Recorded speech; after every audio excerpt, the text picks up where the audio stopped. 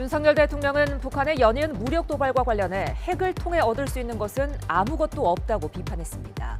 야당의 친일 국방 공세에 대해선 핵 위협 앞에서 어떤 우려가 정당화될 수 있겠냐고 일축했습니다. 국정감사 2주차를 맞아 여야는 상임위 곳곳에서 공방을 벌였습니다.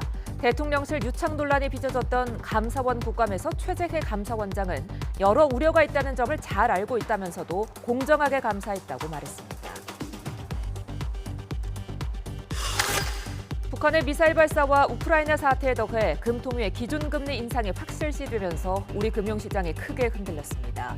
코스피는 2,200선이 무너졌고 원달러 환율은 1,430원을 돌파했습니다.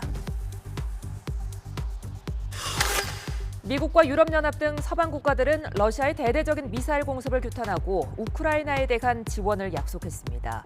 유엔은 긴급 총회를 열고 러시아의 우크라이나 점령지 병합을 규탄하는 결의안 채택 논의에 들어갔습니다. 시청자 여러분 안녕하십니까? 10월 11일 화요일 뉴스가 있는 저녁 시작하겠습니다. 동해상 한미일 연합훈련을 둘러싸고 여야가 연일 친일, 친북 논쟁을 벌이고 있습니다. 지지층 결집과도 관련 있는 프레임 대결 양상으로 가는 상황에서 역사관 논란까지 불거졌는데요. 잠시 뒤에 자세히 얘기 나눠보겠습니다. 윤석열 대통령은 핵 위협 앞에 어떤 우려도 정당화될 수 없다며 야권의 친일 국방 주장을 간접적으로 일축했습니다. 대통령실은 야당이 정치 공세로 지지층 집결을 시도한다며 맞대응에 나섰습니다. 박서경 기자가 보도합니다. 야당의 친일 국방 공세에 윤석열 대통령은 핵 위협 앞에 어떤 우려도 정당화될 수 없다고 강조했습니다. 전면전은 피하면서 에둘러 반박의 뜻을 전한 겁니다. 핵 위협 앞에서 어떠한 우려가 정당화될 수 있겠습니까? 현명한 국민들께서 잘 판단하실 거로 생각합니다. 네. 대통령실 내부는 훨씬 강경한 모습입니다. 국민 생명을 지키기 위한 훈련에 정치적 용어가 끼어드는 게 의아할 뿐더러 한미일 합동 군사훈련은 문재인 정부 때 3국 국방장관들이 약속한 사항이라고 반발했습니다. 불을 끄기 위해서 이웃이 힘을 합치는 건 너무나 당연한 겁니다. 도움을 받을 수 있는 게 있다면 당연히 군사훈련을 통해서 조금의 빈틈도 만들지 않는 게 그것이 국가 안위를 지키는 군 통수권자로서 대통령이 해야 할 일이다 이렇게 말씀드리겠습니다. 다른 고위 관계자들 역시 YTN 통화에서 야당이 지난 총선 때 친일 몰이로 정치적 효능감을 봤다며 지지층 결집을 위해서겠지만 국민이 피해를 보게 될 일이라고 비판했습니다. 결국 굳건한 한미동맹과 한미일 안보협력이라는 대통령실 대북 기조는 흔들림 없이 유지될 것으로 보입니다. 윤 대통령은 출근길 이 같은 입장을 재확인하고 북한이 핵을 통해 얻을 수 있는 건 없다고 덧붙였습니다. 우리 대한민국뿐만 아니라 전 세계를 상대로 핵으로 지금 위협을 하고 있는 상황입니다만은 핵을 통해서 얻을 수 있는 것은 아무것도 없다고 생각합니다. 우리나라 전술핵 재배치에 대해선 우리나라와 미국, 조야 여러 의견을 잘 듣고 따져보고 있다며 여지를 남겼습니다. 윤 대통령은 국무회의에서 국민이 불안으로 생업에 지장을 받으면 안 되고 늘 있는 위협처럼 무덤덤해서도 안 된다며 국제 공조를 위해 힘을 모아달라고 당부했습니다. YTN 박서경입니다. 한미일 합동 군사훈련을 친일 국방으로 규정한 민주당 이재명 대표를 향해 여당은 오늘도 안보 망언이라고 맹공을 퍼붓습니다. 하지만 이 과정에서 국민의힘 정진석 비상대책위원장이 조선은 일본 침략으로 망한 게 아니라고 언급해 식민사관 논쟁을 부추겼습니다. 정현우 기자의 보도입니다. 국민의힘은 한미일 합동훈련을 친일 공방으로 쟁점화한 민주당 이재명 대표가 한반도 일본군 진출 가능성까지 제기하자 총공세에 나섰습니다. 민주당 정부 집권 때도 우길기를 개항한 일본 군함이 우리 항구에 정박했다며 현실 인식에 문제가 있다고 비난했습니다. 자기들 집권할 때 실컷 우길기를 단 함정들을 다 한국까지 정박시키고 해놓고 이제 와서 저런 이야기를 한다는 것은 몰라도 너무 뭐를 모르고 현실 인식이 많이 문제가 있는 것 같습니다. 이재명 대표는 그러나 일본과 군사훈련은 안보 자해 행위가 맞는다고 거듭 주장하면서 여권 종북몰이는 해방 후 친일파 행보와 같다고 직격탄을 날렸습니다. 또 한반도에 일본을 끌어들이는 자충수를 당장 중단해야 한다며 윤석열 대통령 책임론을 띄워 전선 확대를 시도했습니다. 국가적 재앙인 일본과의 군사 동맹 우려에 대해서 대통령이 직접 국민께 소명하고 한미일 합동 실전 군사훈련을 즉각 중단해야 합니다. 이렇게 날로 격화하는 친일 국방 공방엔 또 예기치 않은 식민사관 논쟁까지 더해졌습니다. 이 대표 발언을 공격하려던 국민의힘 정진석 비대위원장이 조선이 망한 건 일본군 침략이 아닌 조선왕조의 무능과 무지 때문이라고 한 게 발단이 됐습니다. 일제가 조선 침략의 명분으로 삼은 전형적인 식민사관을 드러냈습니다. 귀를 의심케 하는 천박한 친일 역사 인식이며 집권 여당의 대표로서 역대급 망언입니다. 논란이 되자 정 비대위원장은 야당의 친일 프레임 선동이라고 진화했지만 나만큼 일본의 국권 침탈에 대해서 뼈아프게 생각하는 사람이 없어요. 제가 얘기하고자 하는 요점과 본질을 여러분들이 호도하고 왜곡하시면 안 됩니다. 여권 안에서도 부적절한 발언이었다는 비판 목소리가 터져나오는 등 여진이 이어졌습니다. 계속되는 북한 도발로 한반도 정세가 급격히 경색됐지만 여야 공방이 오히려 역사인식 논쟁으로 번지는 등 안보 협치를 기대하긴 더욱 어려워진 모양새입니다. YTN 정인호입니다. 금융당국을 소관기관으로 둔 국회 정무위원회 국정감사에는 5대 시중은행장들이 5년 만에 증인으로 출석해 여야 의원들의 호된 질타를 받았습니다. 서민들은 고금리에 허덕이는데 은행들은 이자 장사도 모자라 내부 횡령 범죄까지 막지 못했다는 지적에 결국 고개를 숙였습니다. 엄윤주 기자의 보도입니다. 거대 은행 수장들을 향한 비판의 화살은 먼저 올해 상반기 잇따랐던 은행 내부 횡령 범죄에 꽂혔습니다. 고객이 믿고 맡긴 돈을 직원이 빼돌린 어처구니 없는 범죄라는 지적에 정말 사고치고는 굉장히 큰 사고였는데 무려 700억 가까운 개인에 의해서 한 개인에 의해서 이런 사고가 생긴 게 이런 어처구니 없는 사고가 발생했어요. 이거 어떻게 생각하세요? 은행장들은 송구하다, 죄송하다, 사과드린다며 하나같이 몸을 낮췄습니다. 우성스럽게 생각을 합니다. 심리학 기차들에서 죄송하다는 말씀을 드립니다. 굉장히 사과드리겠습니다.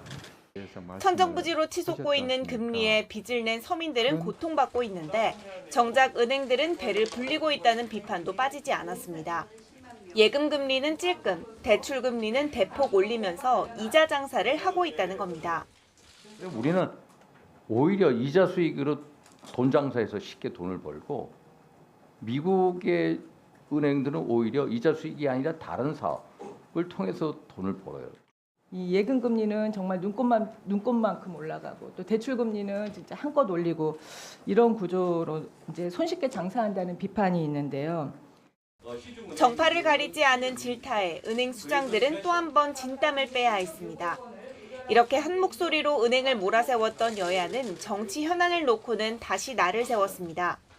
국민의힘이 전임 정부 시절 가상화폐를 통한 북한 내 자금 유입 가능성을 제기하자 아태엽이 내나 이재명 전 성남시장 경기도지사의 최측근이 있었던 곳이고 또 여기서 대북 코인을 발행을 해요.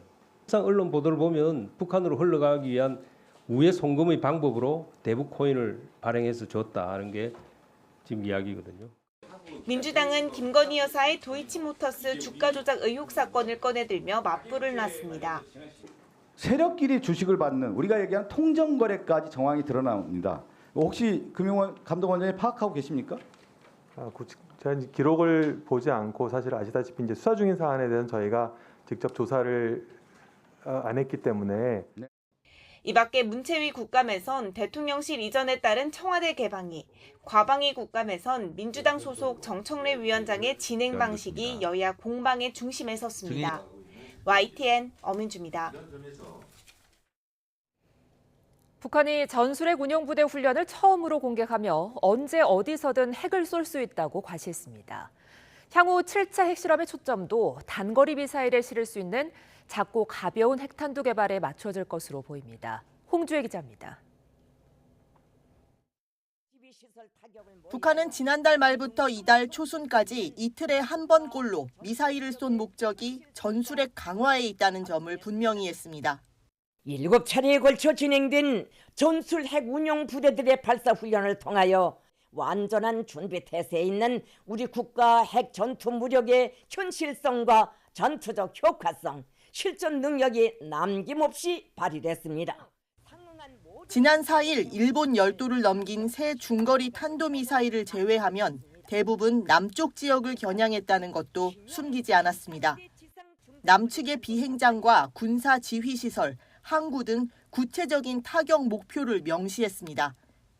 이에 따라 북한판 이스칸데르, 미니 잠수함 발사 탄도미사일, 초대형 방사포 등을 골고루 섞어 발사한 것으로 보입니다. 모두 이미 완성돼 실전 운용이 가능한 것으로 알려진 전술핵 탑재 수단들입니다. 탄도미사일에 전술핵 탄도가 다 탑재될 수 있다. 그리고 김정은이 지시하는 시간과 장소에서 어떤 목표 지점도 즉각 타격하고 공중에서 또는 직접 간접으로 타격할 수 있는 역량을 구비하고 있다. 게다가 지난 6월 당 중앙군사위원회에선 전술핵의 전방부대 배치를 암시하기도 해 북한은 이제 단거리 미사일과 전술핵 결합에 주력할 것으로 보입니다. 때문에 7차 핵실험의 초점도 핵탄두를 소형화해 단거리 미사일에 싣는 데 맞춰질 거란 전망이 지배적입니다. 핵을 소형화해야 되는데 북한이 사실은 3차 핵실험 때 소형화에 성공했다라고 얘기를 하지만 지금 같은 그런 미사일에 적정한 그런 핵을 개발하고 생산하고 있는지는 좀 의심되는 부분이 없지 않아 있습니다. 이제 그런 면에서도 핵실험의 필요성은 좀 있겠죠. 7차 핵실험은 오는 16일로 예정된 중국의 20차 당대회 이후 실시할 가능성이 크다는 게 전문가들의 관측입니다. 다만 미국의 중간선거 결과를 고려한다면 핵실험 시기가 더 늦춰질 거란 분석도 있습니다. YTN 홍주혜입니다. 이렇게 북한의 잇따른 미사일 발사와 우크라이나 사태 악화에 더해 한국은행 금통위의 기준금리 인상이 확실시되면서 금융시장이 휘청였습니다. 코스피는 2,200선이 무너졌고 원달러 환율은 단숨에 1,430원을 재돌파했습니다. 박병환 기자입니다. 잇따른 국내외 악재 주식시장이 급락세로 마감했습니다. 코스피는 1.83% 하락에 2,200선이 무너져 2,192.07에 코스닥은 4.15% 내린 669.50에 마감했습니다. 코스닥 종가는 올해 최저점을 경신했습니다.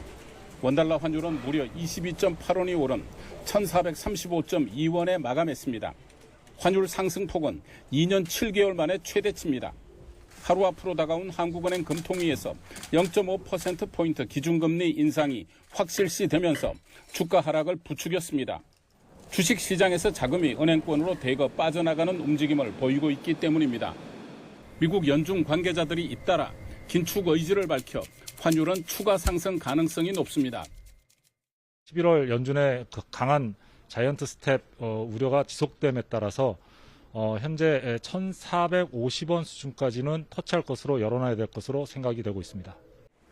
북한의 미사일 발사와 우크라이나 사태 악화도 금융시장 불안을 높여주고 있습니다. 달러와의 초강세에 지정학적 요인들이 겹치면서 단기간 문제 해결이 어려운 상황이라 당분간 금융시장 약세가 이어질 것으로 예상됩니다. YTN 박병환입니다. 오미크론 변이에 대응하는 코로나19 개량 백신 접종이 시작됐습니다. 60세 이상 고령층 등 고위험군 먼저 시작되는데요. 잔여 백신을 이용하면 60세 미만 성인도 당일 접종할 수 있습니다. 보도에 신윤정 기자입니다. 서울의 한 종합병원, 코로나19 개량 백신을 맞으려는 사람들로 붐빕니다. 60살 이상 고령층과 면역 저하자, 요양병원 입소자와 종사자 등 건강 취약계층에 대한 접종이 먼저 시작된 겁니다. 기존 접종 내역을 확인하고 간단한 진료를 거친 뒤 접종이 이뤄집니다. 이전에 예방접종 맞으시고 부작용이나 이상 반응 있었던 적 있으세요? 네, 없었어요. 첫날 이 병원에 백신 접종을 예약한 사람은 40명. 대부분 4차까지 접종 완료한 어르신들로 5번째 접종으로 개량 백신을 선택한 경우가 많았습니다. 딸이 신청을 했어요. 그래가지고 맞는 게 좋지 않겠어요? 왜냐하면 질병 걸려서 자식들 고생시키느니. 근데 모더나가 그렇게 젊은 사람들이 많이 맞는다고 해서 제가 좀 걱정을 했는데 모르겠어요. 저는 화이자하고 아스트라 그것만 맞았거든. 이번 접종에 활용되는 개량 백신은 초기 코로나19 바이러스는 물론 오미크론 변이에도 대응할 수 있도록 개발된 모더나의 이가 백신입니다. 방역당국은 개량 백신이 현재 국내 우세종인 BA.5 바이러스에 기존 백신보다 69% 높은 예방 효과를 보였다고 밝혔습니다. 어르신 독감 백신 무료 접종도 시작되는데 동시에 접종할 수 있습니다. 코로나뿐 아니라 독감까지 같이 유행하는 트윈데믹이 올 수 있는데요. 독감 백신과 모더나 백신을 같이 맞는 것도 가능하다고 권고를 하고 있기 때문에 언제든 같이 오셔서 예방접종을 맞으시는 게 중요하겠습니다. 18살 이상 일반 성인도 기초 접종을 완료했다면 남은 백신을 활용해 개량 백신으로 추가 접종받을 수 있습니다. 방역당국은 개량 백신이 새 백신인 만큼 접종 시행 초기에는 이상 반응에 더 적극적으로 대응하기로 했습니다. YTN 신윤정입니다.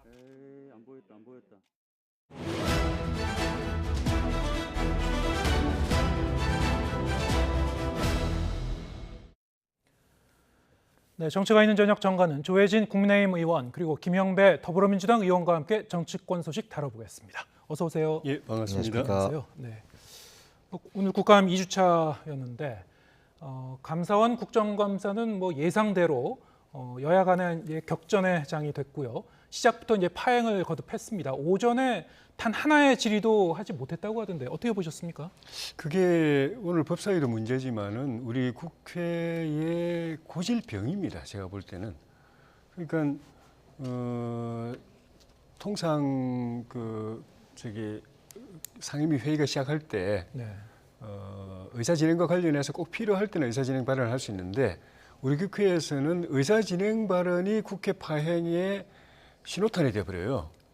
그러니까 들어보면은 의사진행 발언이 아니고 주질인데 그 주질의는 각자에게 기회가 주어져 있거든요.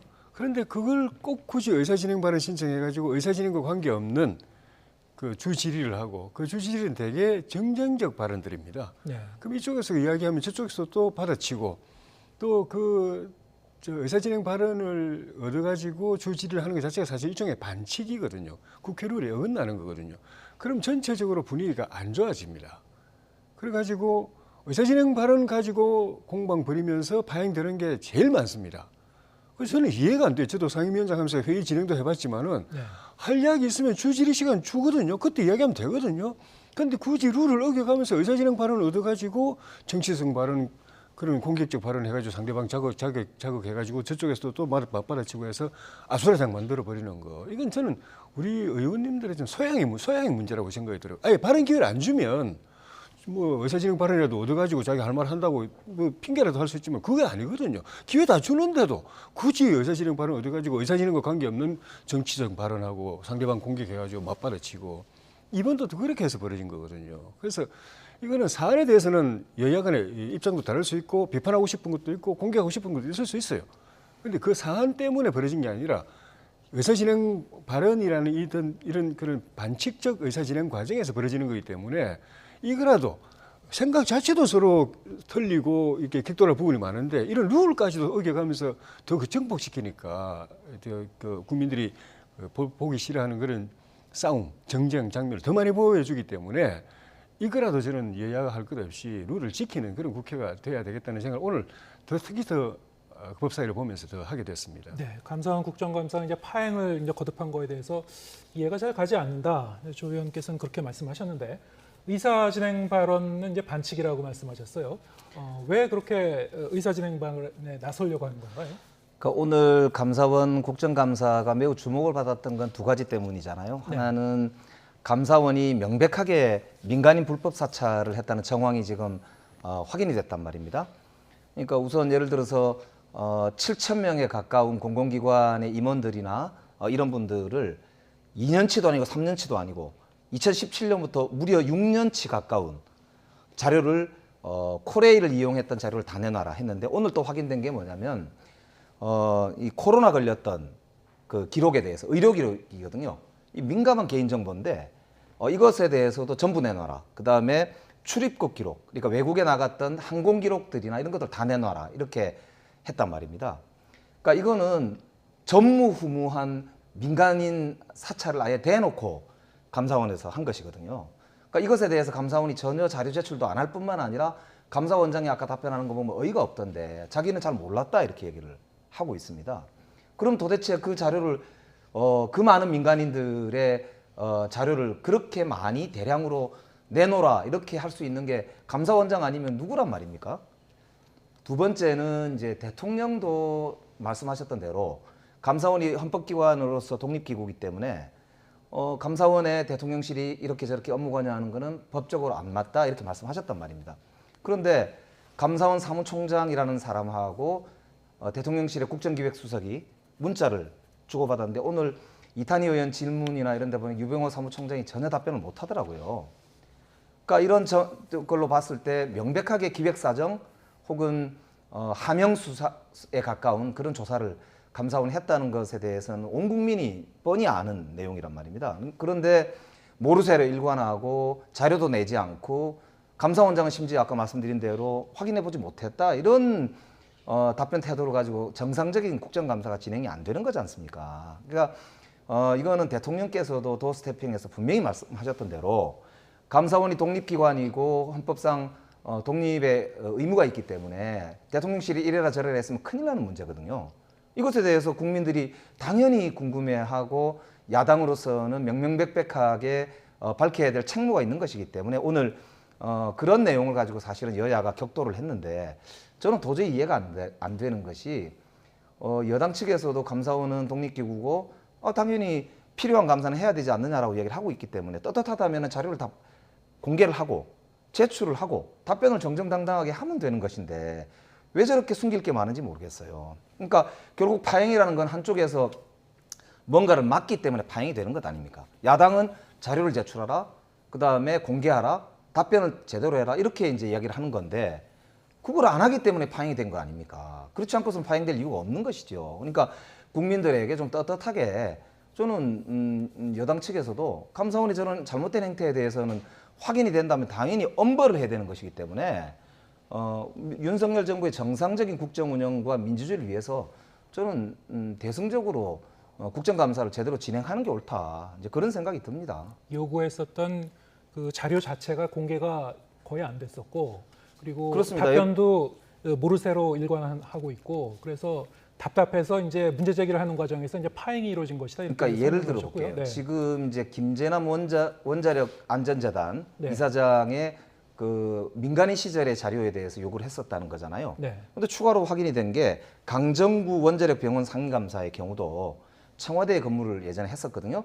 그분의 기록에 대해서도 전방위로 내놓으라고 했다는 거예요. 그때도 민간인 시절이 한 절반 이상이 포함된 기간 동안을 그렇게 내놓으라고 했다는 거거든요. 그리고 이주민 도로교통공사 이사장의 경우도 마찬가지라고 합니다. 그러니까 이분만 있는 게 아니고 그 7,000명이라는 방대한 사람들 내에서는 민간인 시절의 개인정보를 마구잡이로 수집당한 것이거든요. 이거는 명백하게 감사원법도 위반이고 개인정보보호법도 위반이고 명백하게 직권남용입니다. 그렇기 때문에 이 법적인 책임을 피해갈 수 없는 저는 상황이라고 보이는데 감사원에서 이런 국민적인 질타 이런 게 무서우니까 지금 사실은 파행하고 저렇게 질질 끌고 한 거 아니냐 그렇게 생각할 수밖에 없다고 저는 봅니다. 예.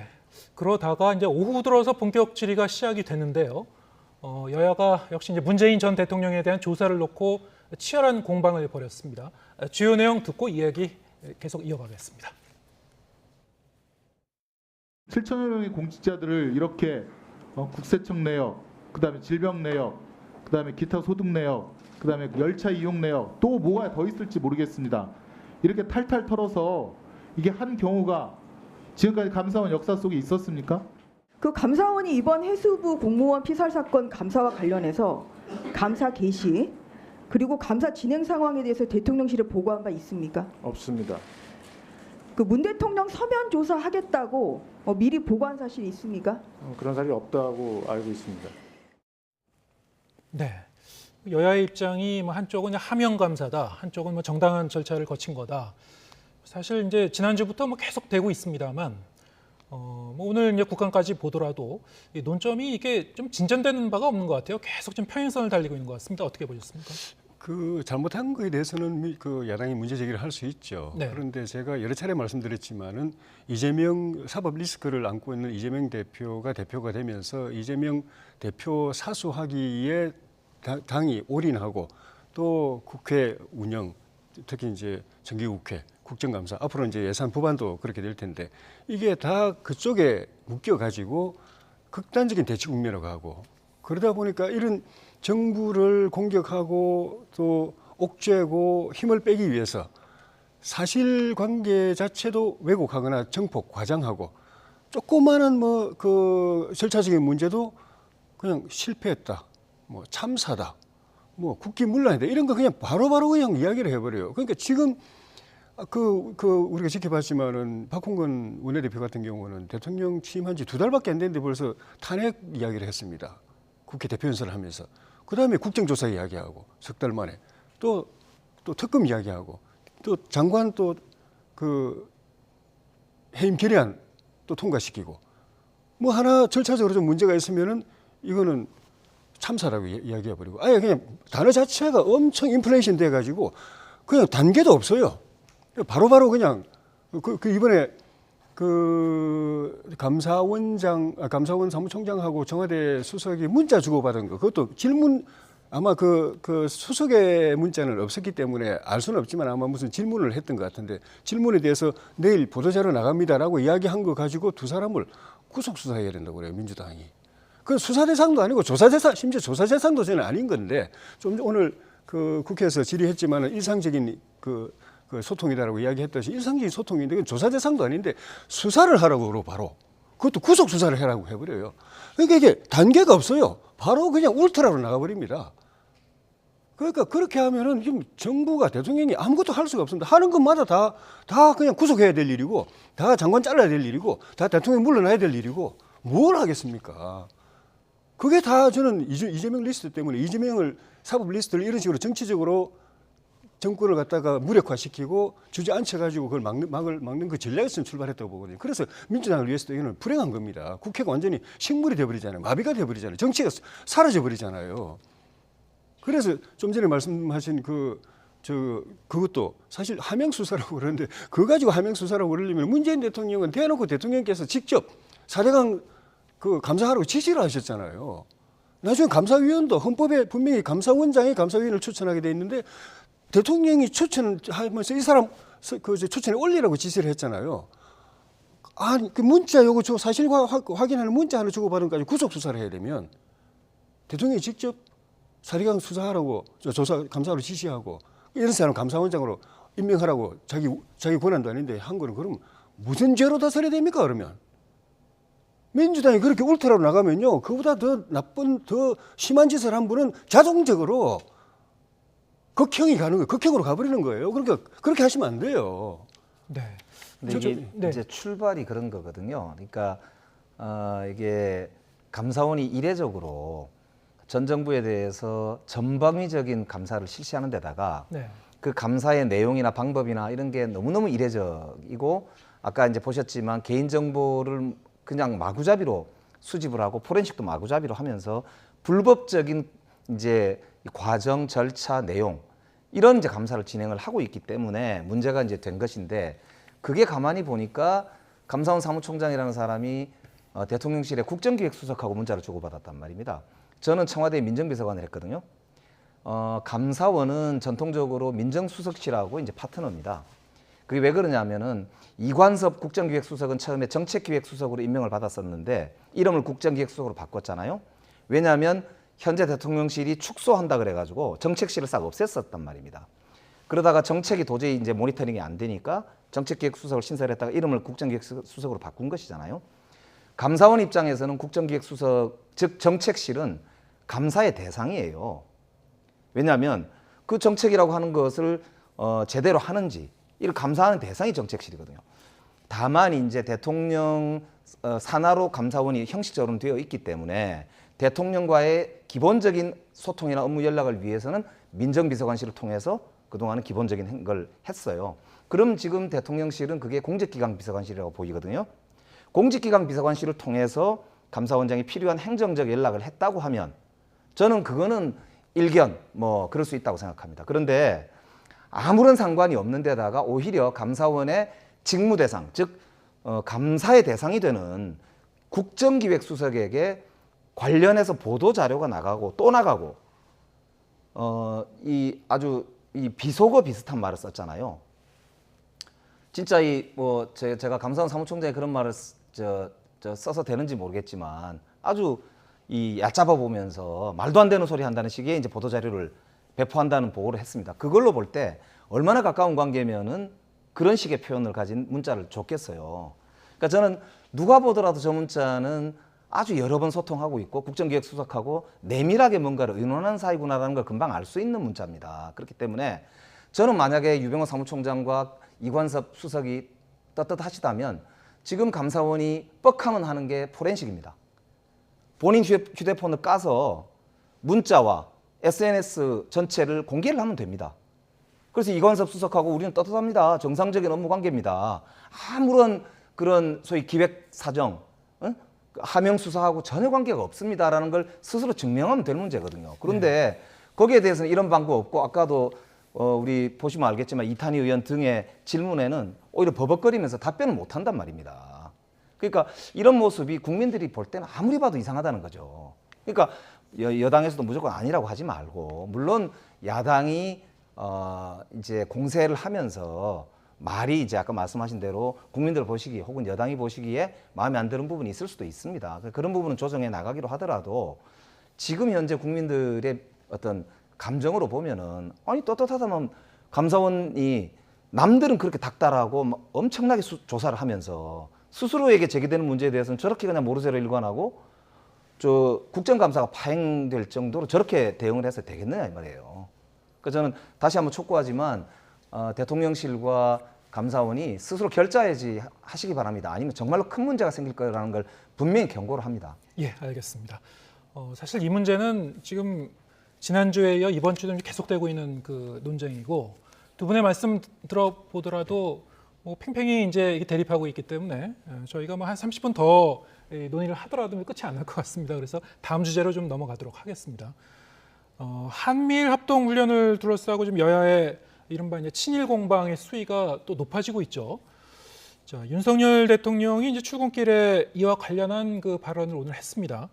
핵 위협 앞에 어떤 우려가 정당화될 수 있냐 이러면서 이게 이제 야권의 이 주장, 야권에서 제기하고 있는 우려를 좀 애둘러 비판한 거 아니냐 이런 해석도 좀 나오고 있고요. 어떻게 들으셨습니까? 대통령으로서는 당연히 그건 옳은 말씀이고요. 네. 이게 옛날에 군사 정권이 그 친북 몰이 가지고 덕을 봤다고 하는 이야기가 있는데 지금은 거꾸로 야당이 친일 몰이로 장사를 하는 것 같아요. 제가 볼 때는 뭐든지 다 친일 딱지만 붙이면은 그냥 덕 본다고 생각하는 것 같아요.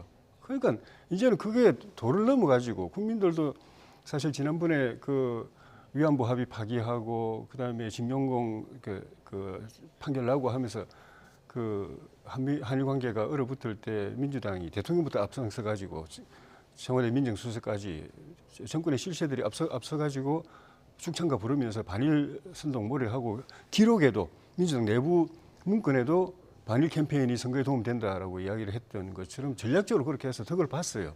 그런데 국민들도 내성이 생기거든요. 자꾸 겪다 보면은 이게 저항력이 생깁니다.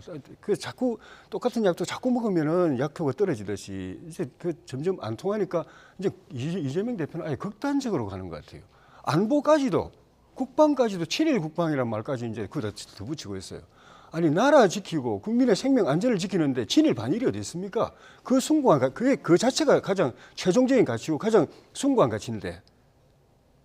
그리고 그 이재명 대표는 지금 당장 국민들이 느끼는 북한의 핵 전술 핵을 이제는 실제로 사용할 수 있다고 저렇게 엄포를 놓고 있는 거. 심지어 우크라이나 러시아 전쟁에서도 푸틴 대통령이 전술핵 사용할 거라고 이야기하는 것에 대해서 모두가 옛날에는 그건 불가능하다고 생각했는데 이제는 가능할 수도 있다. 색이 터질 수도 있다. 전 세계가 핵 전쟁의 재앙 속으로 말려들 수 있다는 그런 염려를 하고 있는 상황이니까 김정은도 그럴 수 있는 것 아닌가 하고 염려를 하고 있는 상황인데 그걸 막기 위해서는 우리가 할 수 있는 수단 다 해야 되는데 국민들을 그 핵 재앙으로부터 지켜내기 위해서는 할 수 있는 역할을 다 해야 되는데 한미일 그거 협력하지 마라. 그 한미일 그 다른 일로 협력합니까? 북한 핵하고 미사일 그 핵 재앙으로부터 막기 위해서 우리 힘으로는 안 되니까 미국하고도 손잡고 일본하고도 손잡고 일본은 특히 미국 우리를 돕는 미국이 거기에 근거를 두고 있기 때문에 부대도 거기 있고 군사 장비도 거기 있고 일본이 협력 안 하면 우리를 돕는 미국의 역할도 사실은 어려운 거 아닙니까? 그 당연히 일본하고도 협력을 해야 되는 것인데 하지 말라고 이야기하면 북한 당장 현실화될 가능성도 명백하고 현존하는 그 위협이 현실화될 가능성이 있는 거기에 국민들 노출시키라는 겁니까? 아무리 반일 장사를 해도 저거는 너무 나갔어요. 제가 볼 때는 이재명 대통령. 지금 사실은 말씀이 굉장히 우려되는 말씀이에요. 왜냐하면 대통령 말씀도 아까 제가 듣고 상당히 놀랐는데 뭐냐면은 핵 위협 앞에서는 누구든 손잡아도 된다 이렇게 말씀하셨잖아요. 그런데 핵 위협이 어제 오늘의 일이 아니지 않습니까? 벌써 핵 실험을 하고 심지어는 그 전에 클린턴 정부 때도 그랬고 북한을 폭격하려고 미국이 그랬던 적도 있지 않습니까? 그러니까 지금보다 오히려 더 훨씬 위험하던 때도 있었습니다. 그때도 굳건한 한미동맹의 기초에서 우리가 다 지금까지 헤쳐왔어요. 일본에 손 내밀고 그렇지 않아가지고 무슨 문제가 생겼던 적이 한 번도 없습니다.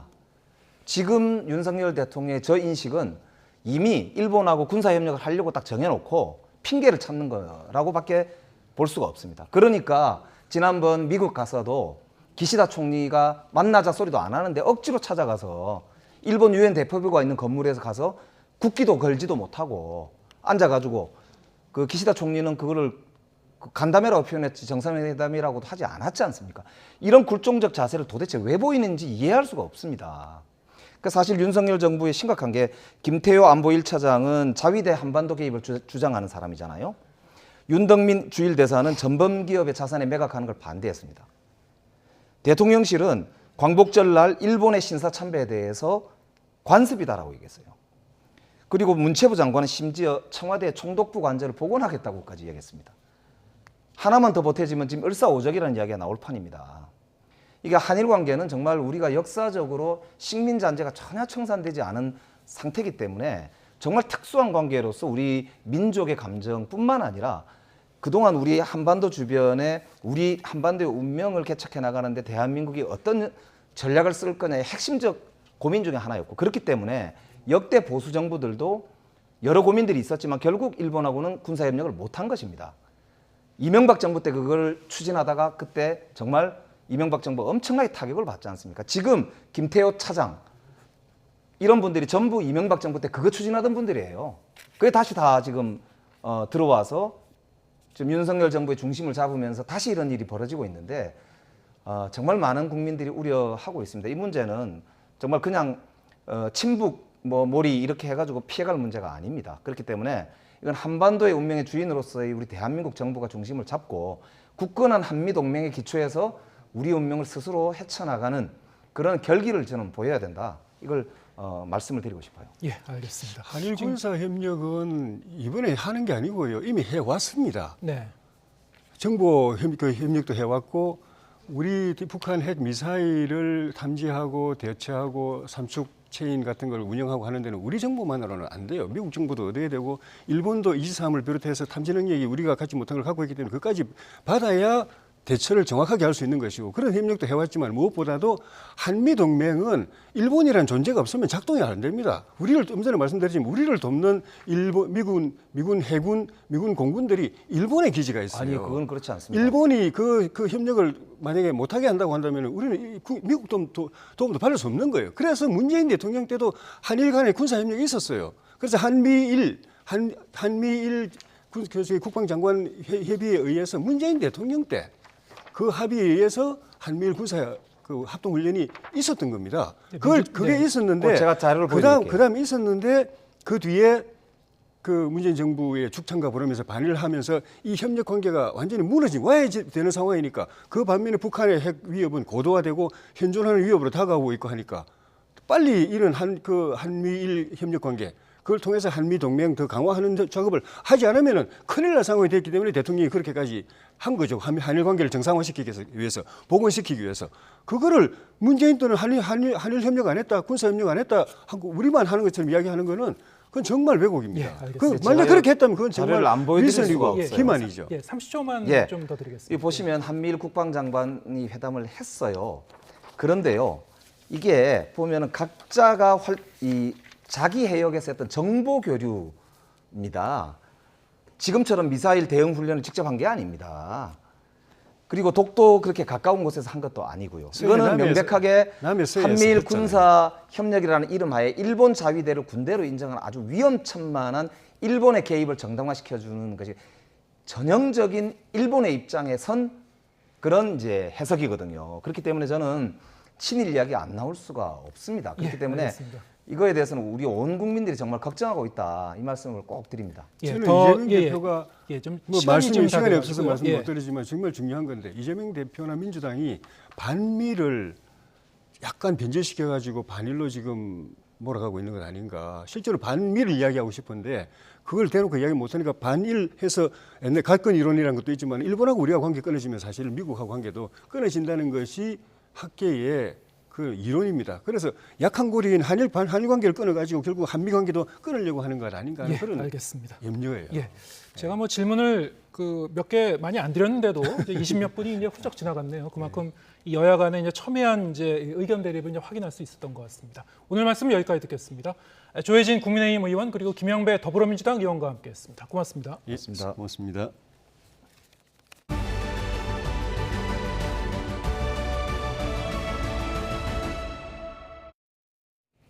무비자 입국으로 우리 국민들의 일본 방문이 줄을 잇자 일본 관광업계는 반색하고 있습니다.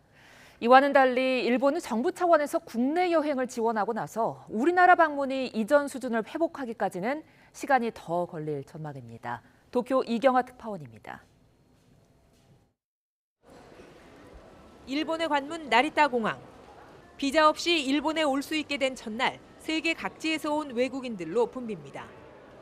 일본 관광업계의 큰 손인 한국인들도 속속 입국장에 들어섭니다. 무비자라 그래서 그냥 아는 지인들도 있고 그래서 도찌기 쪽으로 가가지고 거기서 이제 니코 쪽 관광하고 그러고 가려고요. 취업과 유학 등으로 양국을 오가는 사람들도 입국문이 활짝 열린 것을 반겼습니다. 다들 뭐 일본 가고 싶어 해가지고 많이 올 것 같아요. 한때 쇄국 정책이란 비판까지 받았던 일본의 입국 규제는 2년 7개월 만에 사실상 코로나 전으로 돌아갔습니다. 무비자 입국이 재개되면서 한국인 관광객이 급증할 것에 대해 일본 관광업계는 기대감을 드러내고 있습니다. コロナ禍の場合は観光バスが1台も動かなかったので、韓国の方も10とすれば半分とか、もうそれ以上の方も来ていらっしゃってるので、すごく私たちもありがたいですし。 무비자 입국은 한국이 먼저 시작했지만 지난달 한국을 찾은 일본인은 코로나 이전의 20%에도 못 미친 것으로 추산됩니다. 한국에서는 일본 여행 예약이 폭증하고 있지만 일본 상황은 다르다는 얘기입니다. 이달 말까지인 무비자 한국 방문이 언제까지 계속될지 정부 발표가 아직 없어 예약을 주저하는 사례도 적지 않습니다. 내년 2, 3월쯤에 예년 수준까지는 아니지만 한 60%, 70%는 회복하지 않을까라고 예측하고 있습니다. 젊은 일본인 대학생들이 방학을 맞이해서 우크라이나 사태 이후 에너지 가격 급등으로 항공권 값이 오르면서 해외 대신 국내 여행을 택하는 분위기도 나타나고 있습니다. 일본 정부는 하루 여행 비용을 최대 약 11만 원까지 지원하는 등 국내 수요를 통한 경기 활성화에 주력하기로 했습니다. 도쿄에서 YTN 이경아입니다. 그룹 신화의 멤버인 신혜성이 새벽에 음주 측정을 거부해 경찰에 체포됐습니다. 신 씨는 오늘 새벽 1시 40분쯤 서울 송파구에서 음주 상태로 운전하고 경찰의 음주 측정 요구를 거부한 혐의를 받습니다. 또 신혜성이 타고 있던 차량은 도난 신고가 접수된 상태로 드러났습니다. 이에 대해 신혜성의 소속사는 식당 측에서 건네준 키를 받아 운전했을 뿐이라며 절도 혐의를 부인했지만 식당 측은 YTN 취재진에게 이 같은 주장을 강하게 반박했습니다. 식당 측은 신혜성에게 해당 차량 키를 제공한 적이 없으며 신혜성은 키가 꽂힌 차를 몰고 그냥 떠났다고 말했습니다. 그러면서 도난 신고된 차량은 신혜성의 차량과 아예 차종이 다르고 당시 식당에는 대리 주차 직원이 근무 중인 시간도 아니었다고 설명했습니다. 식당 측이 이런 내용이 주차장 CCTV 화면으로 확인됐고 경찰에도 관련 화면을 제출했다고 주장했습니다. 서울 도심에서 한 남성이 권총에 머리를 맞아 크게 다쳤습니다. 경찰은 극단적 선택을 한 거로 보고 있는데 일반인이 권총과 실탄을 갖게 된 경위를 조사하고 있습니다. 보도에 김다현 기자입니다. 서울 서초구에 있는 도로 옆 화단 배수로. 지나다니는 사람이 드문 새벽 시간, 이곳에서 50대 남성이 쓰러져 있다는 신고가 경찰에 접수됐습니다. 경찰과 소방당국이 출동했고 남성 A씨가 누워있던 자리에서 389경 권총 한 자루가 발견됐습니다. 원래 문 앞에 있던 다른 형은 그냥 그 형도 신경 별로 안 쓰길래 저는 큰일은 아닌 줄 알았거든요. 그냥 라이터 터지는 소리 그냥 엄청 조그맣게 들려가지고 갑자기 그 과학수사대들 오고 막 그래가지고 처음에 뭔 큰일이 났나 보다 이런 식으로 생각을 했습니다. A씨는 머리를 심하게 다쳐 인근 병원에서 수술을 받았지만 위독한 상태인 것으로 전해졌습니다. 경찰은 A씨가 권총으로 극단적 선택을 시도한 것으로 추정하고 있습니다. 지나가는 시민분께서 신고를 하신 거고 이송을 하려고 보니까 밑에 권총이 있었던 모양이죠. 그런데 A씨는 총기를 소지할 수 있는 경찰이나 군인이 아니라 일반인이었습니다. 발견된 권총에는 실탄이 장착돼 있었고 총기 번호가 부여된 정식 총기였습니다. 다만 지금 경찰이 사용하는 것과는 다른 수십 년 전 모델로 오래된 기종이었습니다. 경찰은 고인인 A씨 아버지가 군인 출신이어서 유품으로 총을 갖고 있었다는 주변인 진술을 확보했습니다.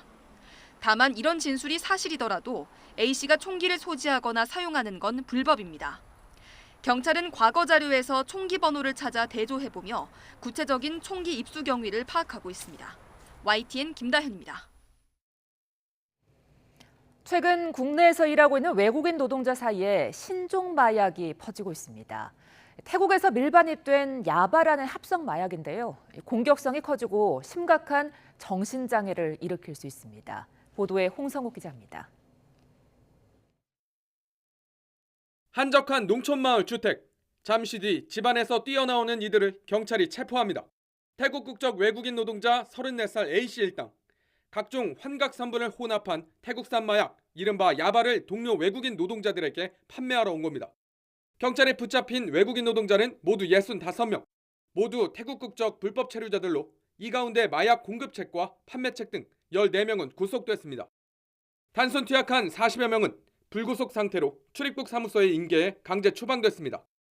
경찰은 공급책 4명으로부터 시가 1억 원 상당의 야바 1,300여 정과 필로폰, 대마, 마약 판매로 얻은 불법 수익금 1,300여만 원을 압수했습니다. 이거 야바지 이거? 야바. 야바는 태국어로 미친 약으로 불리는 분홍색 합성 알약으로 먹거나 흡입하면 공격성이 커지고 심각한 정신장애를 일으킵니다. 현지에서 알약 하나에 2,000원에 거래되는데 국내에 들어오면 한정당 5만 원으로 값이 뜁니다. 불법 체류자 신분인 마약 유통 공급책들은 돈벌이가 적고 취업이 되지 않자 몰래 약을 들여와 같은 국적 동료들을 상대로 판매한 것으로 확인됐습니다. 경찰은 외국인 노동자들이 차량 내 곳곳에 숨겨놓은 마약도 모두 찾아냈습니다. 차량 악셀레이터 부분이 쇠로 된 부분에다 부착을 합니다. 자석식으로 부착을 해서 나중에 발각되지 않게 하기 위해서. 실제 태국산 마약 야바는 최근 외국인 노동자들을 중심으로 번지고 있습니다. 지난 8월 전북 지역에서도 21억 원에 달하는 야바 4천여 정을 라면이나 코코넛, 과자 등으로 둔갑해 밀수한 태국 국적의 불법 체류자들이 검찰에 붙잡히기도 했습니다. 경찰은 외국인 노동자들의 마약류 투약과 유통에 대한 단속을 강화하고 마약류 밀반입 경로에 대해서도 수사를 확대할 방침입니다. YTN 홍서욱입니다.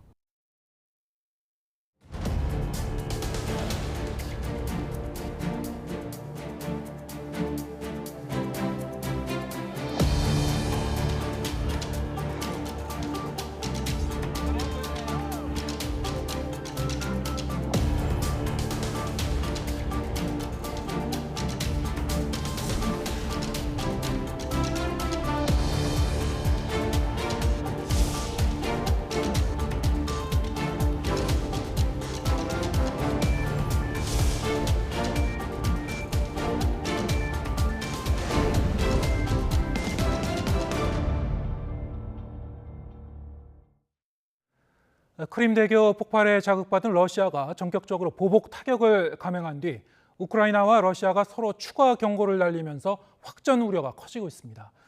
젤렌스키 우크라이나 대통령은 러시아 군대를 더 고통스럽게 만들어줄 것이라고 경고했고 러시아는 우크라이나 지원을 약속한 서방에 대해 맞대응할 것이라며 맞받아쳤습니다. 강태욱 기자의 보도입니다. 러시아의 무차별 공격이 이뤄진 우크라이나 드니프로의 한 도로입니다. 도로 앞쪽 좌측에서 폭발이 일어나자 길 가던 차들이 멈춰섭니다. 이어 멀리 도로 중앙에서 불꽃과 함께 더 큰 폭발이 일어납니다. 포연이 하늘을 뒤덮은 뒤에야 겁먹은 차들이 방향을 바꿉니다. 이처럼 무차별 미사일 공격에 젤렌스키 대통령은 겁먹지 않고 더욱 단결할 것이라고 다짐했습니다. 이어 러시아 군대를 더 고통스럽게 만들 것이라고 목소리를 높였습니다. Україну неможливо залякати, тільки ще більше об'єднати. Україну неможливо зупинити, тільки ще більше переконати, що терористів треба знешкоджувати. 우크라이나 보안국은 이번 공격을 지휘한 인물로 새 러시아 총사령관 세르게이 수로비킨을 지목하고 지명 수배했습니다.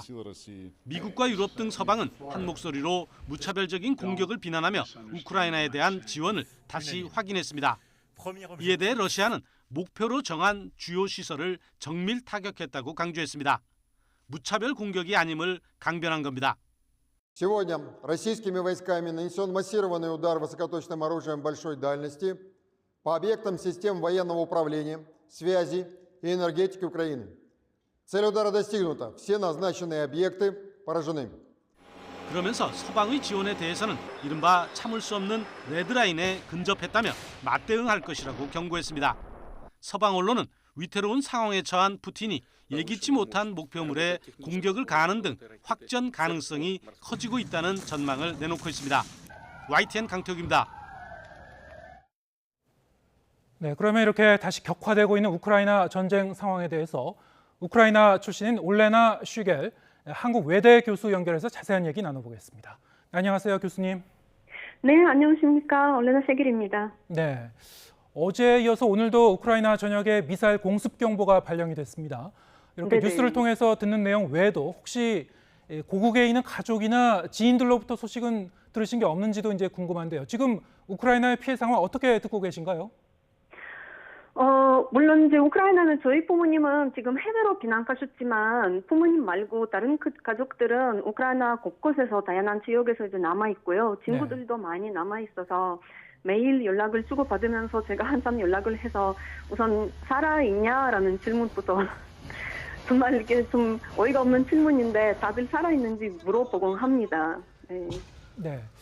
어제와 오늘의 이런 그 러시아의 이 공격도 상당히 이전과는 좀 다른 양상이었고요. 현지 주민들도 많이 놀랐을 것 같은데 뭐 어떤 얘기를 들으셨나요?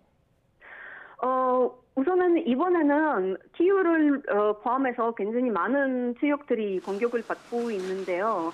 수도인 키이우를 비롯해서 비교적으로 안전하다고 여겨졌던 서부 지역도 많은 공격을 받고 있는 상황입니다. 그래서 잘 아시겠지만은 어제만 해도 거의 98의 미사일과 24차례 드론 공격이 우크라이나 인프라 시설을 겨냥하면서 떨어졌는데 그 결과로 이제 키이우를 포함해서 4개 주에서 전기가 끊어졌고 지금 복구 작업 중이지만 상황이 심각합니다. 특히 이제 서부 지역 같은 경우는 발전소가 공격을 많이 받아서 그 우크라이나 내에서 이제避難지로 잘 알려져 있는 리우 같은 경우는 지금 90% 지역에서 전기가 끊어지면서 화요일이 돼야 전기 공급이 복구될 것으로 보입니다. 그리고 키이우가 이제 공격을 받으면서 사망자, 부상자가 발생했는데 모두 민간인들입니다.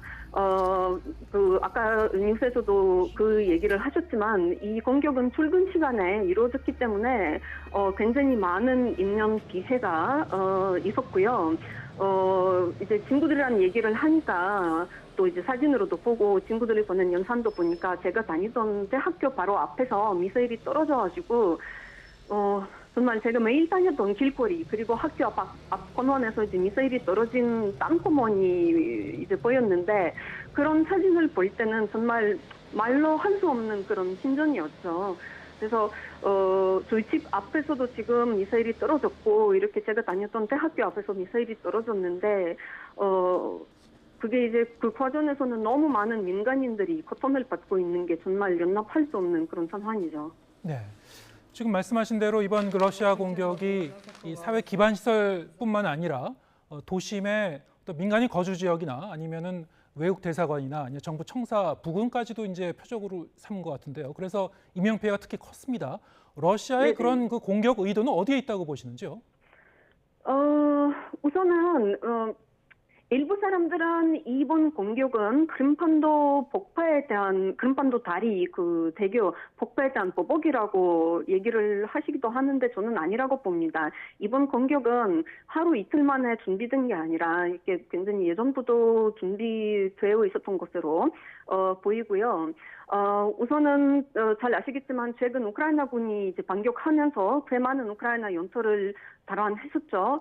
그 대신 러시아는 계속 후퇴하면서 러시아 내에서도 뭐 전원련이 내려졌지만 진집에도 큰 문제가 있으면서 사람들은 이제 비하하고 뭐 해외로 나가고 이러니까 반대하고 그러면 러시아는 지금 이제 진집이 급한데 우선 우크라이나군의 그 진진을 막으려고 좀 지연시키려고 그런 것으로 보이고요. 그 사이에서는 좀 돈원 진집을 계속해서 다시 그 새로운 공격을 준비한 의도가 아닐까 생각합니다. 네. 지금 말씀하신 대로 최근에 이 전쟁의 흐름이 이 전쟁의 규모나 양상이 상당히 어떤 새로운 국면으로 들어가고 있는 거 아닌가 뭐 이런 이제 걱정도 이제 제기되고 있고요. 특히 푸틴 대통령의 보복 공격에 대해서 우크라이나 젤렌스키 대통령은 항전 의지를 분명히 하면서 재보복을 공언했습니다. 러시아의 추가 공격이 이어질 수 있고 이렇게 전쟁이 갈수록 확대될 것이라는 우려가 나오고 있는데 어떻게 보시는지요? 우선 우크라이나 같은 경우에는 사람들은 우리나라를 지키기 위해서는 끝까지 이제 싸울 거고요. 우리 땅을 지키는 거니까. 근데 이제 러시아 같은 경우는 정말 잘 아시겠지만은 이게 어떤 의미가 없는 전쟁이잖아요. 그러니까 말 그대로 진약 전쟁에 불과한 거니까 러시아 사람들도 전쟁을 지지하면서도 막상 전쟁에 나와서 싸워라라고 하면 그 진집을 좀 피하려고 하고 전원련을 비판하지 않았습니까? 그래서 이 싸우고자 하는 정신 이게 우크라이나와 러시아는 굉장히 많이 다릅니다. 그래서 제가 이번 공격은 물론 과정에서 우크라이나 사람들은 굉장히 많이 지금 그 희생되고 있지만 결국에는 러시아가 그러니까 푸틴이 궁지에 몰려져 있는 상황이기 때문에 그런 것 때문이라고 보기도 합니다. 그리고 지금 러시아 내에서도 상황을 잘 파야 되는데 지금 러시아에서 군과 FSB, 그 예전에 KGB였죠. FSB 간에 갈등이 좀 있거든요. 그래서 지금 내부적으로도 뭐 글쎄요, 쿠데타까지 일어날 수 있는 가능성도 없지 않다고 봅니다. 네. 자, 이런 상황에서 지금 뭐 우크라이나는 물론이고 전 세계인들의 이제 가장 큰 걱정이죠. 이제 궁지에 물린 푸틴 대통령이 핵무기를 사용하지 않을까 이런 우려가 계속 제기가 되고 있습니다. 네네. 교수님께서는 그 가능성은 어느 정도 된다고 보시는지요? 사실은 핵무기 사용이라고 하는 거는 그 가능성이 1%라도 해도 굉장히 높은 거죠. 그래서 이게 뭐 몇 %다 어느 정도로 된다 이렇게 말씀드리기가 어렵지만 그 핵무기 사용을 생각하고 있다는 것 자체가 위험한 거죠. 그래서 푸틴이 독재자이다 보니까 핵무기 사용이라든가 이런 거를 다른 나라에 비해서는 어떻게 보면 자체적으로 이제 혼자서 그 결정을 내릴 수 있는 위험이 있기 때문에 그 상황 자체가 위험한 거죠. 네. 자, 이런 뭐 여러 가지 우려가 제기되고 있는 상황이기 때문에 바로 그런 이유에서도 외교적 평화적 해법을 더욱 찾아야 하는 게 아닌가 싶은데 지금 상황은 한쪽이 승리를 선언해야 끝날 태세인 것 같습니다. 자, 이런 상황에서 국제사회 어떻게 나서야 한다고 보시는지요? 사실은 유엔이나 다른 국제기구에서는 이번 러시아 공격을 다시 한번 비난을 했었고요. 그리고 어제부터 나오고 있는 국제사회 다른 국가들의 이제 반응을 보니까 예전에 러시아와 대화를 통해서 이 문제를 해야 된다라고 그런 입장을 발표했던 국가들마저도 이번에는 러시아와 더 이상은 대화가 불가능하다라는 입장을 보이기 시작한 거거든요. 그래서 러시아가 멈춰야 된다라는 입장이 많이 나오고 있습니다. 당연히 우크라이나 사람들도 그런 방향으로 전쟁이 끝나기를 바라는 거죠. 이거는 우크라이나와 러시아의 전쟁이 아니라 북면한 러시아가 이제 러시아의 우크라이나 영토 침략이기 때문에 어떻게 보면이 아니라 아주 일반적인 그런 공격이거든요. 네, 알겠습니다.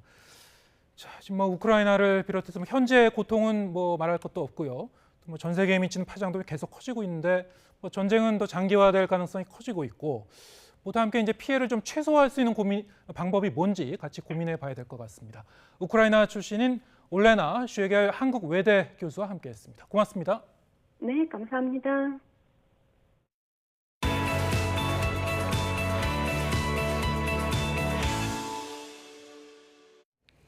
온라인에서 화제가 된 소식을 전해드리는 오늘 새 컷입니다. 조금 전 러시아의 우크라이나 보복 공격 소식 자세하게 전해드렸는데요. 이 과정에서 영국 BBC 방송국의 기자가 방송 도중 미사일 공격에 급하게 대피하는 모습이 생중계됐습니다. 현지 시간 10일 오전 키이우 도심의 한 호텔 옥상입니다. BBC의 휴고 버체 기자가 우크라이나 상황에 관해 보도하던 중 미사일이 날아오는 소리가 들리는데요.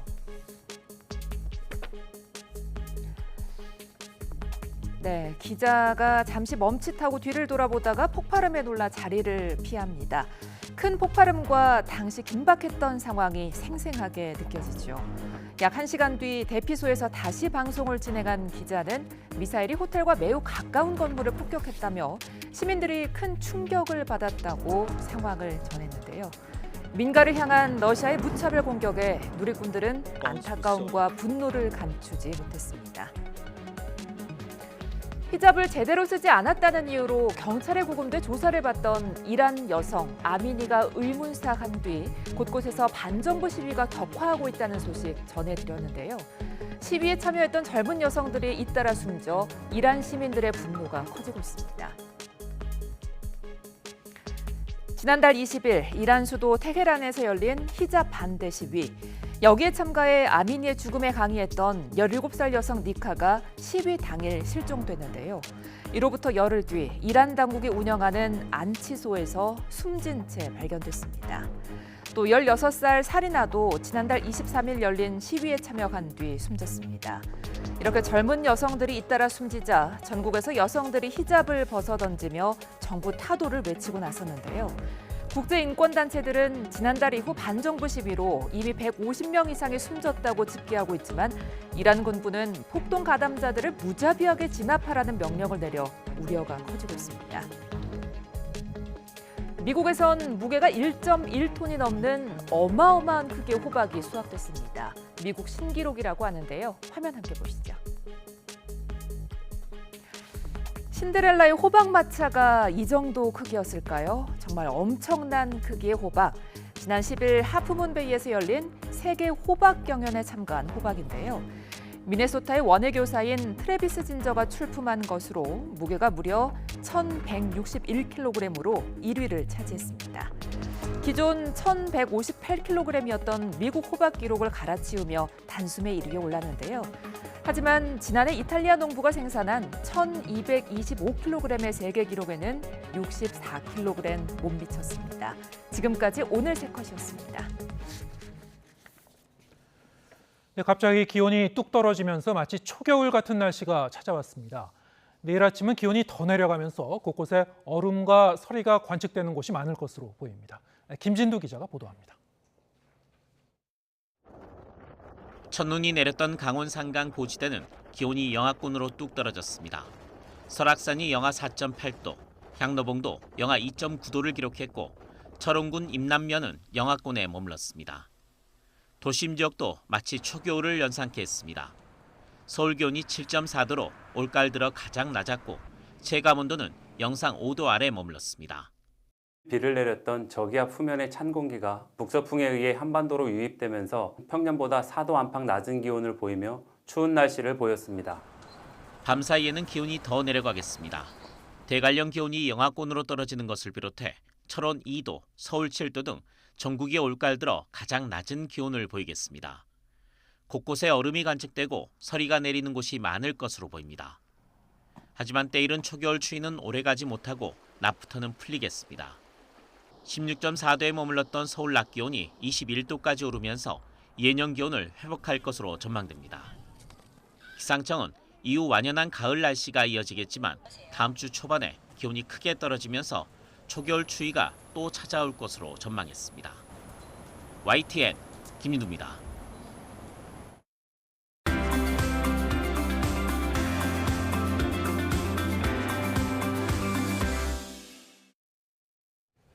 네, 월간 유의저 시간입니다. 10월 한 달 결혼을 주제로 여러 이슈를 전해드리고 있습니다. 오늘은 한국 사회 결혼식 문화에 대해 다뤄보겠습니다. 민대용 PD 나와 있습니다. 안녕하십니까? 네, 어서 오세요. 안녕하세요. 네, 결혼식 문화에 대해서 취재했다고 했는데 어떤 점에 초점을 둬서 취재를 했습니까? 네, 이번 달 월간 유의저 주제는 결혼인데 결혼식은 결혼의 첫 관문이면서 가족과 지인들에게 공개적으로 두 사람이 혼인을 약속했음을 알리는 자리입니다. 하지만 결혼을 앞둔 예비 부부들에게 결혼식 비용은 큰 부담이 아닐 수 없는데요. 우리 사회에서 결혼식을 치르기 위해 드는 비용이 과하다는 지적은 계속 제기돼 왔습니다. 지난 2월 한 결혼정보회사 조사에 따르면 예식장과 촬영, 예복, 화장에 드는 비용은 평균 1,278만 원으로 나타났고 결혼식뿐만 아니라 예물과 예단, 혼수, 신혼여행 등 결혼식 전후로 드는 비용까지 포함하면 평균 4,720만 원이 들었습니다. 이렇게 수천만 원이 드는 만큼 결혼식 비용에 대한 부담감도 컸는데요. 실제로 지난 5월 발표된 한 여론조사 업체의 조사에 따르면 20, 40대 10명 중 4명은 결혼을 준비할 때 결혼식 비용이 걱정된다고 응답했고요. 10명 중 8명은 가까운 지인들만 초대하는 소규모 결혼식이나 경제적이고 실속 있는 결혼식을 선호했습니다. 네, 결혼 주제. 결혼식에 400여만 원밖에 들지 않을 수가 있습니까? 소규모로 스몰 웨딩을 하는 경우도 많아졌다고요. 네네. 최근 적은 수의 하객을 초대하고 절차도 줄여서 소박하게 치르는 결혼식이 주목받고 있습니다. 결혼식 비용을 줄이려는 이유도 있지만 단순히 비용 때문만은 아닙니다. 천편일률적인 예식장에서 가족, 친척, 직장 동료, 지인 등 많은 하객을 불러 치르는 결혼식의 경우 놓칠 수 있는 것들도 많기 때문인데요. 불필요한 절차와 의식을 줄여서 혼인을 맺는 부부와 가까운 가족에게 집중하는 시간을 갖자는 취지입니다. 그래서 제가 직접 지난해 9월 작은 결혼식을 올린 신혼부부를 만나봤는데요. 작은 결혼식을 올린 이유와 결혼식의 의미에 대한 진솔한 이야기를 들어봤습니다. 신랑분의 개인 사정으로 자료 영상 외에 인터뷰 화면은 얼굴을 가렸는데요. 영상 보시겠습니다.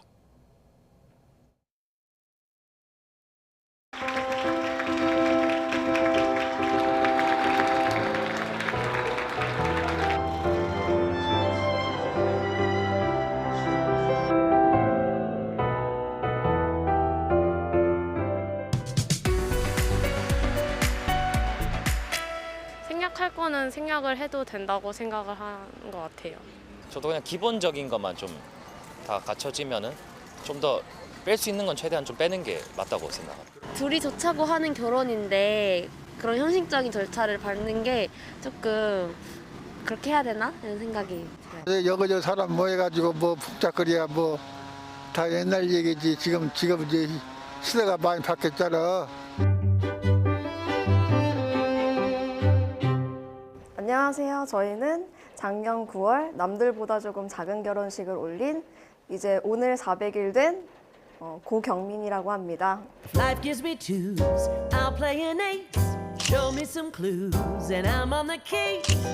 In this go-get world. 저희는 딱 직계만 이제 결혼식을 올렸었는데 남편 가족, 어머님, 아버님 그리고 도련님 그리고 저희 가족은 엄마랑 아빠랑 그리고 언니네 부부, 남동생 부부 그리고 조카 1명 이렇게 해서 총 12명 작은 결혼식을 올렸고 평생에 한 번 있는 그래서 저는 그 평생에 한 번 있는이 한 번밖에 없기 때문에 굳이 결혼식에 막대한 비용을 쏟아야 될까라는 생각이었어요.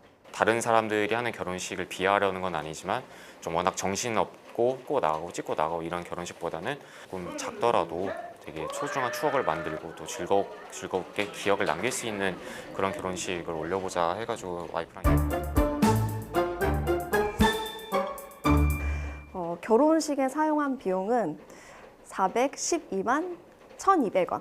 홀대관료는 무료고요. 식대는 토탈 금액은 161만 3,000원이 들었습니다. 저희 아버지가 사진 작가는 아니시고 그냥 이제 취미로 사진 찍는 걸 되게 좋아하셔서 저희한테 찍어주고 싶다고 의사를 밝히셨었고 저희도 되게 의미 있고 좋겠다. 그리고 뭐 드레스 같은 경우에는 일단 저 같은 경우에는 턱시도를 따로 맞추거나 그러지 않았고 그냥 제가 가지고 있는 그냥 정장을 이제 입고 구두도 그대로 신고 대신 이제 넥타이만 이 촬영용을 위한 싼 것만 그때 주문을 했었고. 어머님께서 드레스는 입어야 된다. 스몰 웨딩을 했으니 드레스를 제발 입었으면 좋겠다 해서 인터넷 검색해서 75,900원?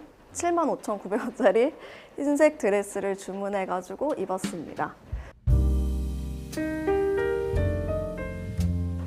부모님이 어떤 생각을 가지실까라는 생각을 좀 많이 했는데 특히 축의금에 대한 걱정을 했어요. 근데 다행히도 이제 부모님한테 말씀드렸을 때 지금까지 다녔던 결혼은 이제 진심으로 축하해 주려고 이제 축의금을 냈던 거지 좀 돌려받을 생각은 없었다라고 말씀 주셔서 탐탁치 않아 할 수도 있을 거라고 생각을 해가지고 그때는 사실 뭐 이렇게 정말 뭐 옆에 화면에다 띄워서 PPT까지 준비를 하는 것까지는 아니었지만 OW, 뭐 1H는 준비 다 했던 거. 아무래도 저도 이제 사회생활을 했다 보니까 직장 동료들한테 결혼식에 초대는 못하지만 조그만한 카드를 만들어서 저희 결혼합니다. 송구하지만 저희 가족끼리 하기로 해서 초대는 못 드립니다. 죄송합니다. 이런 문구를 적어서 이제 결혼은 같이 알렸습니다.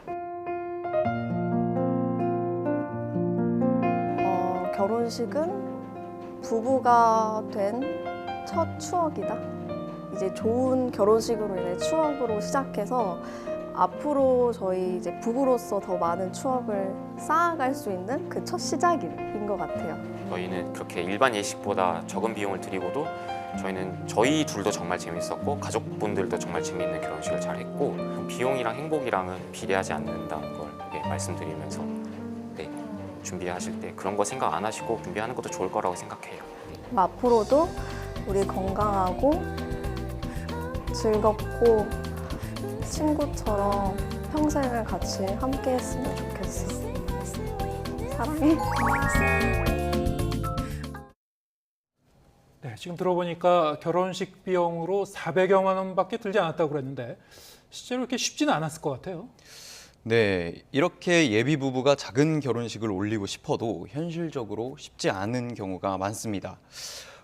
한국 사회에서 결혼은 두 남녀의 결합이기도 하면서 집안의 결합이기도 하기 때문인데요. 결혼이 집안의 중요한 행사인 만큼 크고 성대하게 치러져야 한다는 사회적 분위기가 형성돼 있고요. 또 조금 전 영상에서도 언급했듯이 그동안 다른 여러 결혼식에 축의금을 내온 부모님의 반대 등 현실적인 이유가 많습니다. 하지만 전문가들은 결혼식이 무엇을, 누구를 위한 행사인지, 그리고 결혼식의 의미는 무엇인지 본질에 더 집중해야 한다고 지적합니다. 들어보시겠습니다. 얼마나 우리 집안의 행사에 많은 하객들을 모았느냐가 드러내기 위한 어떤 과시적 기능을 하고 있다라고 생각하기 때문인데 이런 하객이 많은 것 자체를 훨씬 더 약간 장려하는 문화가 형성이 되면서 우리나라 전체가 물질화되는 비용이 높아지는 것도 영향을 많이 미치게 되었죠. 네, 요즘 이렇게 작은 결혼식이 점차 주목받고 있는 만큼 앞으로는 우리 결혼 문화도 조금씩 달라지지 않을까 하는 생각이 듭니다. 월간뉴에 있죠. 다음 주제는 어떤 겁니까? 네, 다음 주제는 결혼정보회사입니다. 우리나라는 결혼 상대를 연결해주는 결혼정보회사가 많고요. 또 그 업체를 이용하는 이용객도 늘고 있다고 하는데요. 저희 제작진이 직접 방문해 상담받으면서 결혼정보업체를 통한 결혼 문화에 대해 짚어볼 예정입니다. 네, 지금까지 민대영 PD였습니다. 수고했습니다. 네, 오늘 뉴스가 있는 저녁은 여기서 인사드리겠습니다. 잠시 뒤에는 뉴스 퍼레이드가 이어집니다. 저희는 내일 저녁 7시에 다시 찾아뵙겠습니다. 함께해 주신 여러분 고맙습니다.